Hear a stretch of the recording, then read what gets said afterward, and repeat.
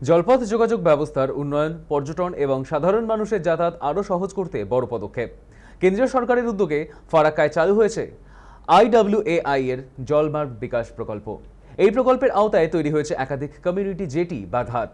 প্রতিদিন এই জেটি দিয়ে শত শত মানুষ, এমনকি সাইকেল, মোটরসাইকেল নিয়েও নদী পারাপার করেন। কিন্তু আধুনিক এই পরিকাঠামোর নিরাপত্তা ব্যবস্থা নিয়েই এবার উঠছে বড়সড় প্রশ্ন।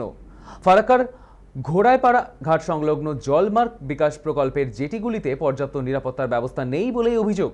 জেটির চারপাশে নেই শক্তপোক্ত আধুনিক ব্যারিকেড বা হাই সিকিউরিটি ফেন্সিং। ফলে নৌকা বা ভেসেলে ওঠা নামার সময় যাত্রীদের মধ্যে হুড়োহুড়ি বা ধাক্কাধাক্কি হলে বড়সড় দুর্ঘটনার আশঙ্কা থেকেই যাচ্ছে।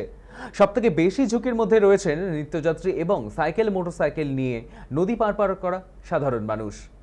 তার উপর জেটি সংলগ্ন জলভাগে কচুরিপানা ও জলজ উদ্ভিদের বাড়বাড়ন্তে ব্যাহত হচ্ছে জলযান চলাচল। আর অভিযোগও, কোটি কোটি টাকা খরচ করে পরিকাঠামো তৈরি হলেও রক্ষণাবেক্ষণ এবং প্রশাসনিক নজরদারির অভাবে সেই পরিকাঠামো এখন বিপদের কারণ হয়ে দাঁড়াচ্ছে।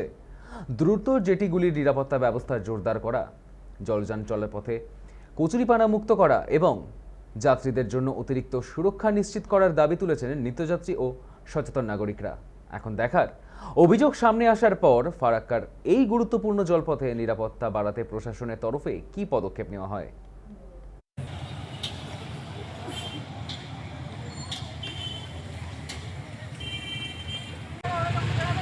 এই যে নতুন করে যেটা লক গেট আমাদের তৈরি হয়েছে, সেই লক গেট তৈরি হওয়ার ফলে এক ফোঁটাও জল বেরোচ্ছে না। আগে যেটা পুরাতন গেট ছিল, সেই গেট দিয়ে হালকা জল বেরোতো, সেই সূত্রে জলটা অল্টারনেট হতে থাকতো। এখন যেতে নতুন লক গেট হয়েছে, এর ফলে ব্যারেজ ওদের কাজ করার পরে নতুন গেটকে বন্ধ করে দিয়ে, যেমন কচুরিপানা যেভাবে এখন ঘোড়াইপাড়া ঘাটে এসে ভর্তি হয়েছে এবং যেভাবে জল অল্টারনেট না হওয়ার ফলে এই যে জলটা নোংরা হয়েছে, ওর মধ্যে আপনার দেখা গেল কি মাছ, তারপরে যে জল নিয়ে যেত মানুষ মানে রান্না করার জন্য চান করতো, সেই সব মানুষ করতে পারছে না।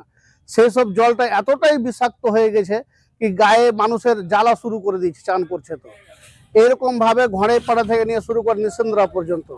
তাই ফারাক্কা ব্যারেজের কাছে অনুরোধ করছি, আপনারা ইমিডিয়েটলি এই নৌকা ঘাটে এসে ভিজিট করুন এবং আপনারা এটার একটা IWAI এর যে প্রজেক্ট ম্যানেজার আছে তার কাছেও অনুরোধ করছি, সেই যেন এসে এটাকে ভিজিট করে ঘোড়াইপাড়া ঘাটকে দেখে এটার দ্রুত ব্যবস্থা করার